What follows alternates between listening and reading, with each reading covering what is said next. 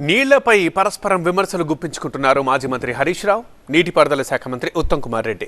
కృష్ణా గోదావరి జలాల్ని రేవంత్ సర్కార్ ఏపీకి దోచిపెడుతోందని బీఆర్ఎస్ విమర్శిస్తే, గతంలో దోచిపెట్టిందే బీఆర్ఎస్ అని కాంగ్రెస్ కౌంటర్ ఇస్తోంది. తెలంగాణలో జలజగడం ఆగడం లేదు. పోలవరం నల్లమల సాగర్ ప్రాజెక్టుకు అనుమతినిస్తే ఏం చేస్తున్నారు అన్న హరీష్ రావు వ్యాఖ్యలను తప్పుబట్టారు మంత్రి ఉత్తమ్ కుమార్ రెడ్డి. అసలు డిపిఆర్ఏ లేదన్నారు. మరి అసలు ఈ లెటర్ రాలేదా? మీరు పని చేస్తున్నారా, నిద్రపోతున్నారా నాకు తెలియదు. వచ్చినా కూడా కళ్ళు మూసుకున్నారా? I don't know. బట్ ఇది నేను ఇప్పుడు బయట పెడతా ఉన్నా. ఆల్రెడీ గోదావరి బనకచెర్లకు సిడబ్ల్యూసిలో అత్యంత కీలకమైన అనుమతి రానే వచ్చింది. మేము పోలవరం పంకచెర్ల కానీ ఇప్పుడు దాన్ని పోలవరం నల్లమల సాగర్ అన్నా కానీ దాన్ని మేము అనుమతి ఇవ్వలేదు.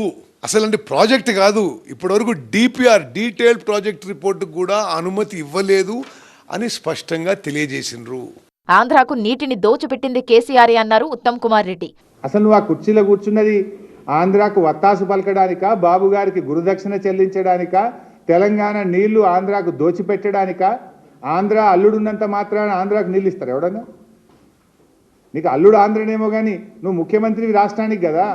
వాళ్ళు అధికారంలో ఉన్నప్పుడు ఈ పోలవరం నుంచి ఈ రాయలసీమకి నీటి డైవర్షన్ పై కేసీఆర్ గారే స్వయంగా రోజా ఇంటికి పోయినప్పుడు కానీ మరి ఇంకెక్కడ పోయినప్పుడు కానీ వాళ్ళు నీళ్ళు తీసుకుంటే అన్నాడు. తెలంగాణ నీటి ప్రయోజనాలను కాపాడటంలో ముఖ్యమంత్రి నీటిపారుదల శాఖ మంత్రి విఫలమయ్యారన్నారు మాజీ మంత్రి జగదీష్ రెడ్డి.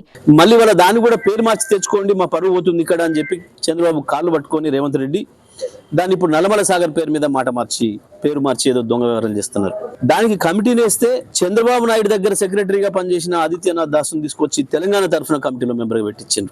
ఇది పూర్తిగా చంద్రబాబు గారి రికమెండేషన్ తోని రేవంత్ రెడ్డి చేసిన పని. బీఆర్ఎస్ చేస్తున్న ఆరోపణలకు పీపీటీ ద్వారా సమాధానం చెప్తామన్నారు మంత్రి ఉత్తమ్ కుమార్. అందుకోసం ప్రజాభవన్లో భట్టీతో భేటీ అయ్యి చర్చించారు ఉత్తమ్.